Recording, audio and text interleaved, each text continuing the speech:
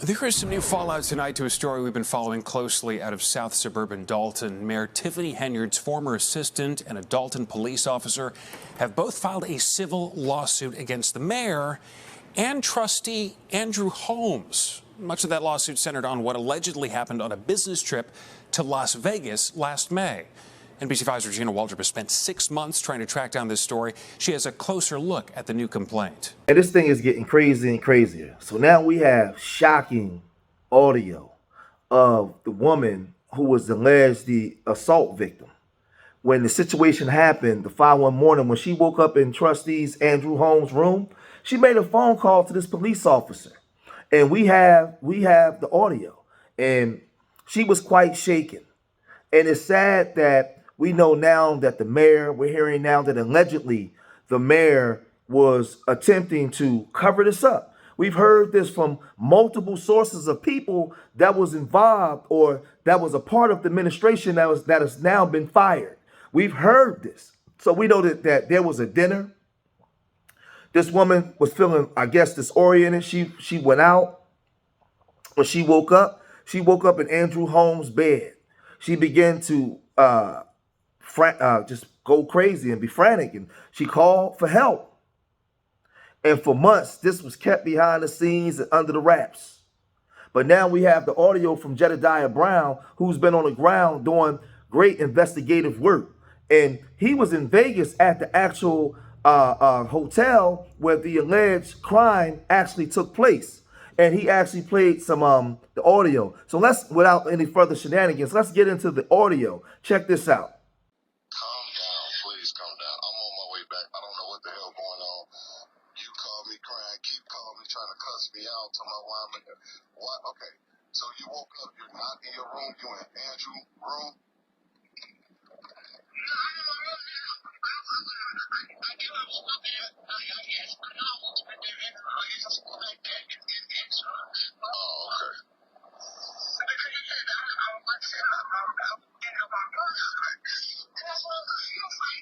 How did you get your room? You don't have your purse. You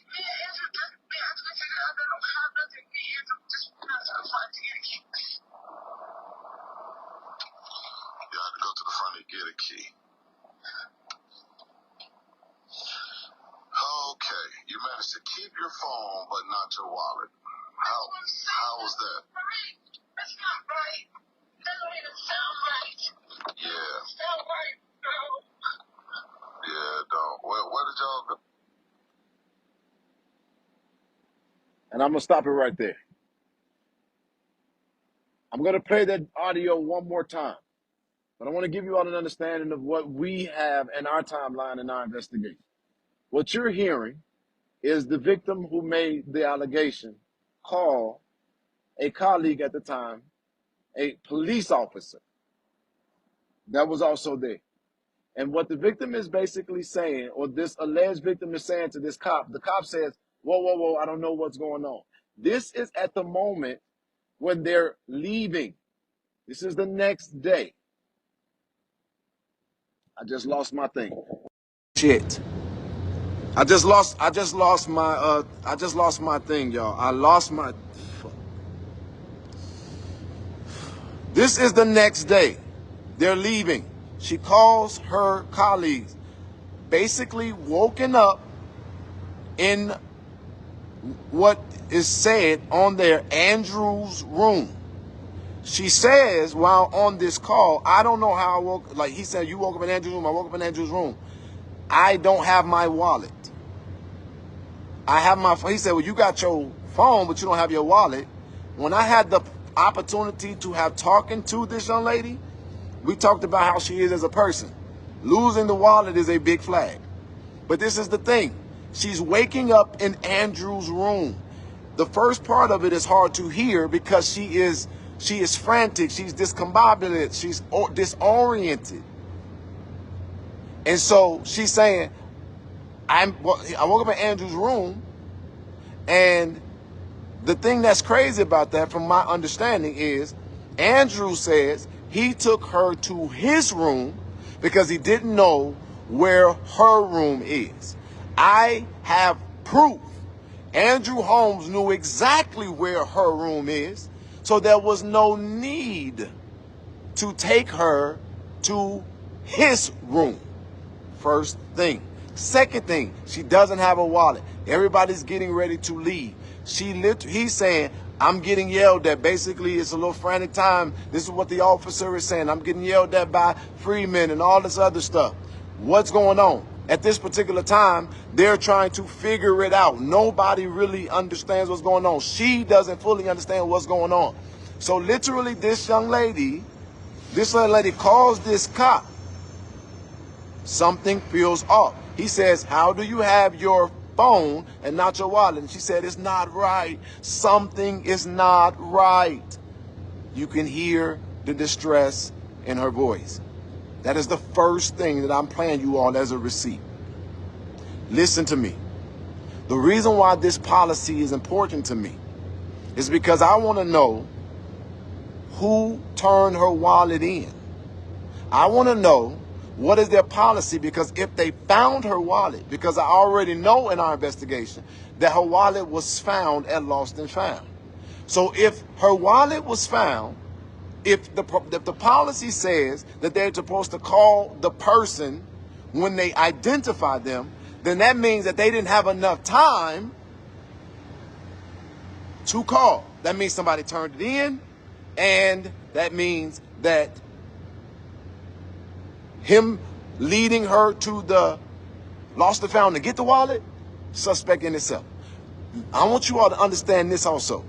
When I had the opportunity to speak to this individual, and I hope that she is not mad at me right now, and I got to figure that out. But y'all, I'm in a hard space. I'm just in a hard space. Understand this. When they woke up, when she was woke up by Andrew Holmes, she said when she was woke up by Andrew Holmes, and let me take that back, because no, that's not what I want to do or say. I want to tell you guys this from my own opinion of what I ascertained from this investigation. Listen to what I'm saying. If she was taken to his room, this is me now talking, not her.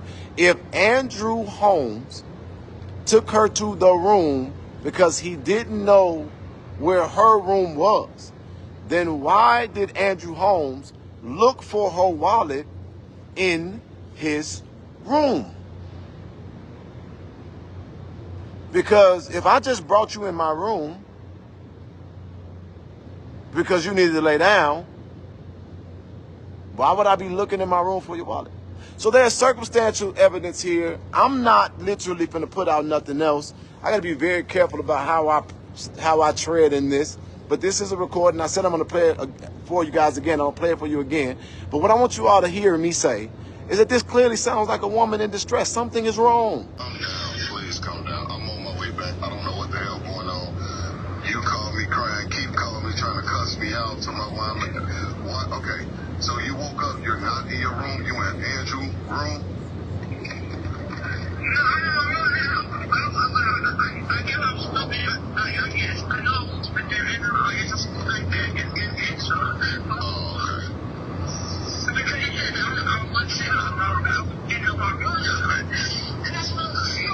So how did you get your room key? You don't have your purse. You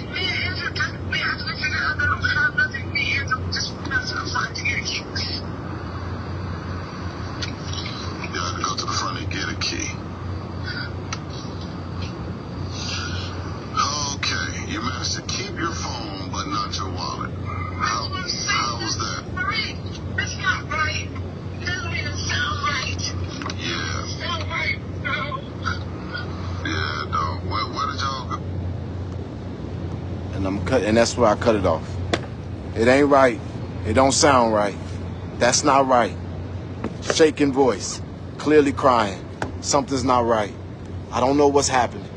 This is when she called her colleague, this officer. And the officer is trying to wrap his mind around it.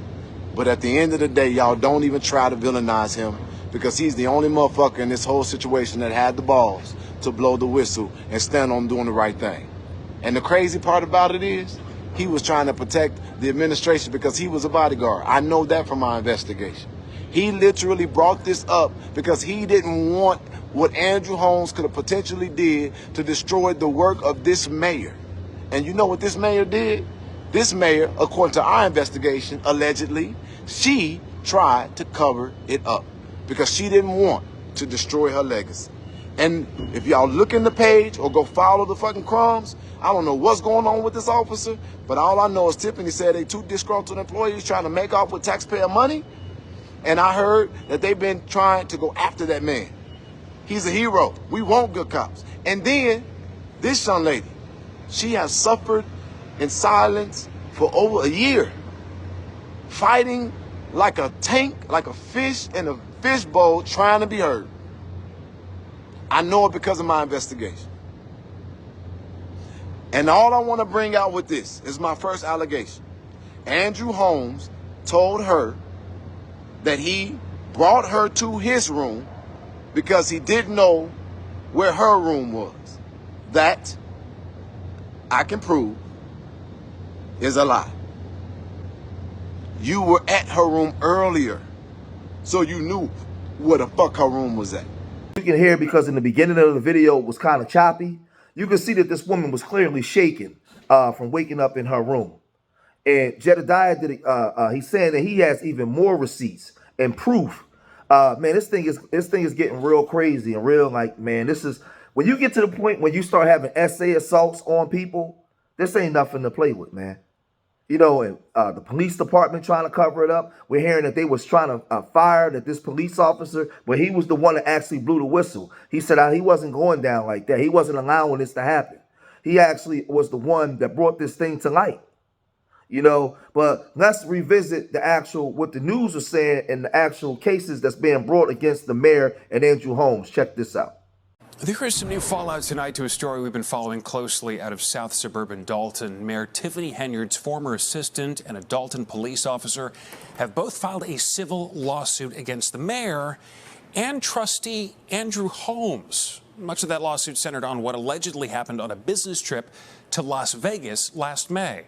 NBC5's Regina Waldrop has spent 6 months trying to track down this story. She has a closer look at the new complaint.